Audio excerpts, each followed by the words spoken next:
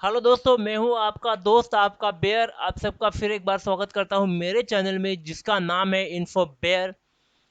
दोस्तों, आज बात करेंगे एक मार्केट न्यूज़ के बारे में जो है इमामी के बारे में। आप ये शेयर को, इस कंपनी को काफ़ी अच्छी तरह से जानते हो, जिसके टीवी पे काफ़ी सारे एड्स आते हैं।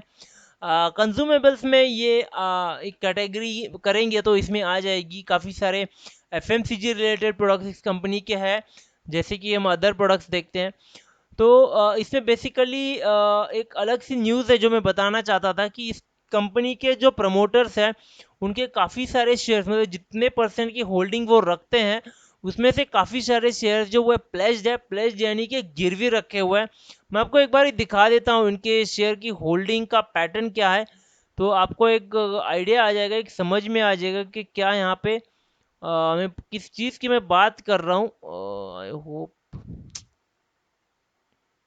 यहाँ पे अगर आप देखोगे तो 52% के शेयर से होल्ड करते हैं, और जिसमें से पूरी तरह से 89% यानी 90% जो शेयर्स है ये प्लेस्ड है। प्लेस्ड है यानी गिरवी रखे गए।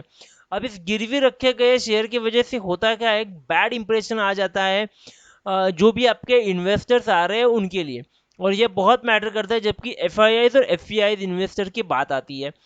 डीआईज इन्वेस्टर को एग्जैक्टली मार्केट सिनेरियो पता होता है, इसलिए उनका इन्वेस्टमेंट मेंटेन होता है।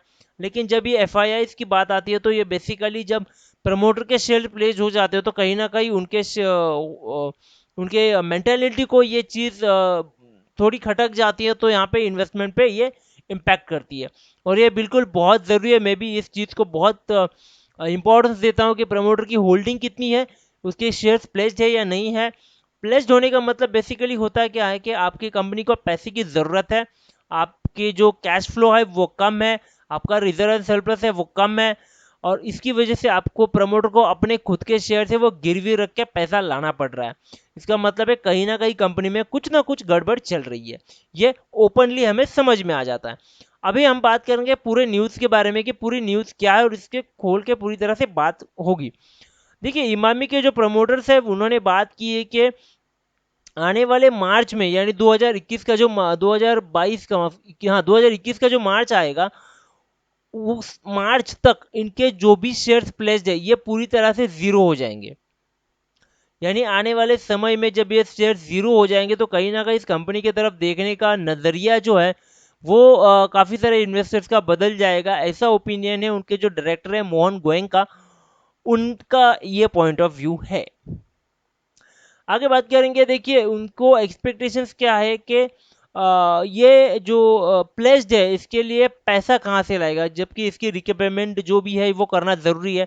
तो ये पेमेंट लाई जा रही है, इनकी एक कंपनी है इमामी सीमेंट, वो बेची जा रही है। निरमा ग्रुप का निवोको करके कोई ब्रांड है, उसको ये कंपनी बेची जाएगी 15 जुलाई।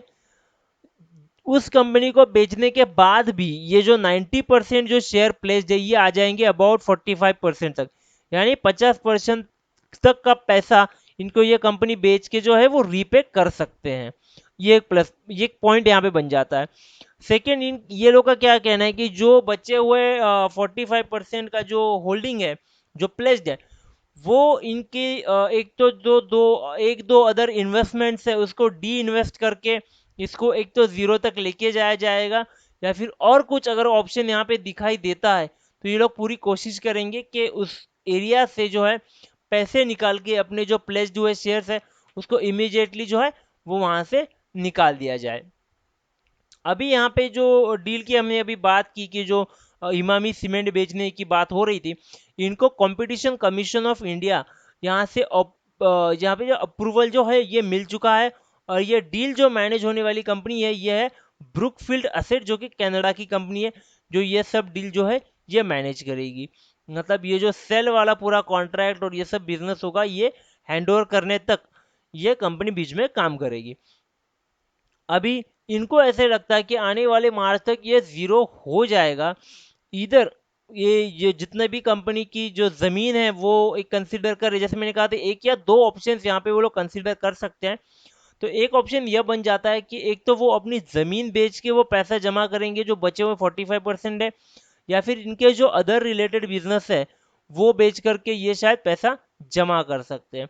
अभी मुझे ये समझ में नहीं आ रहा है कि इतने मतलब कंपनी की हालत देखिए आप, एक अच्छा खासा ब्रांड है ये, मार्केट में अच्छा खासा नाम है इनका, क्या ज़रूरत पड़ी इनको अचानक से अपने शेयर्स इतने प्लेज करने की, और इतने इमीडिएटली अपने शेयर्स को ज़ीरो पे, जो प्लेज परसेंट है वो ज़ीरो पे लाने की, ताकि अपने अदर बिजनेस है वो बेच करके ये लोग प्लेज फ्री करने के पीछे लगे हुए हैं। अभी इनका एक शायद ये पॉसिबिलिटी जो हमने बात की, शायद ये हो सकती है यहाँ पे, कि ये चाहते हैं कि ये हाइजीन सेगमेंट में जो है अपना बिजनेस स्टार्ट कर सके। इम्यूनिटी प्रोडक्ट्स जो है, जैसे कि अभी आप जानते हो कि क्या सिचुएशन मार्केट में चल रहा है, तो एक इम्यूनिटी बूस्टिंग के प्रोडक्ट्स ये लोग लाना चाहते हैं हेयर केयर इंडस्ट्री में। कहीं ना कहीं पे उनका जो झंडू का पोर्टफोलियो है उसके अंदर ये कुछ प्रोडक्ट्स और बिल्डअप करना चाहते हैं आने वाले जुलाई या सितंबर से। शायद उसके लिए इनको पैसे की ज़रूरत हो सकती है, पॉसिबिलिटी है। तो उसको रेज करने के लिए शायद ये पहले तो अपने शेयर फ्री करेंगे, फिर प्लेस करेंगे, शायद ऐसे कुछ हो सकता है। अभी यहाँ पे इन्होंने देखिए दो एक तो एंटीसेप्टिक सोप और हैंड वॉश जो है, वो बोरोप्लस ब्रांड, इनका बोरोप्लस ब्रांड है, जैसे मैंने कहा इनका झंडू ब्रांड है।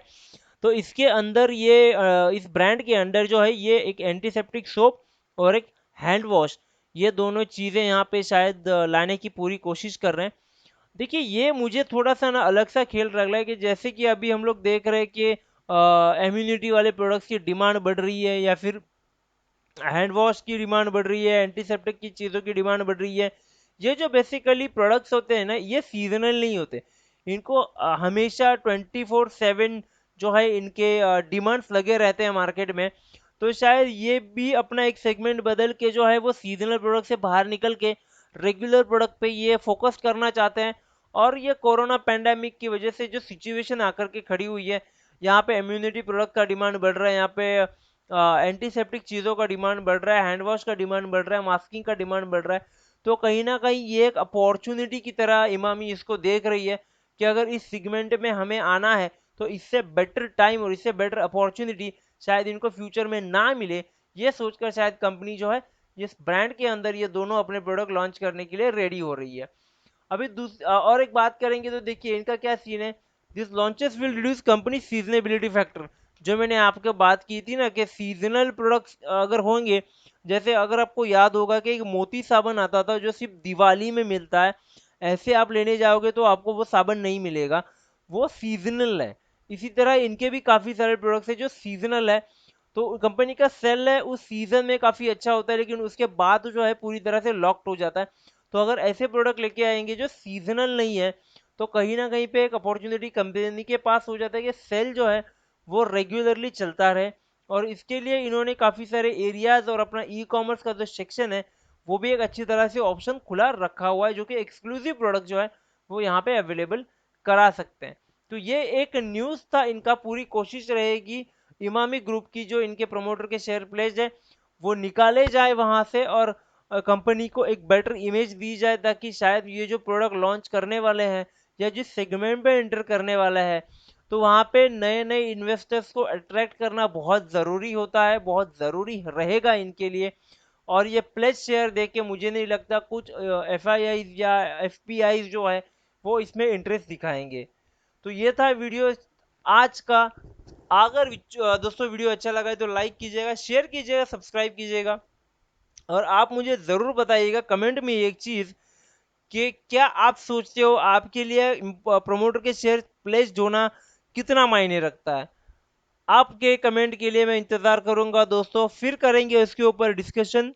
तब तक के लिए थैंक यू वेरी मच।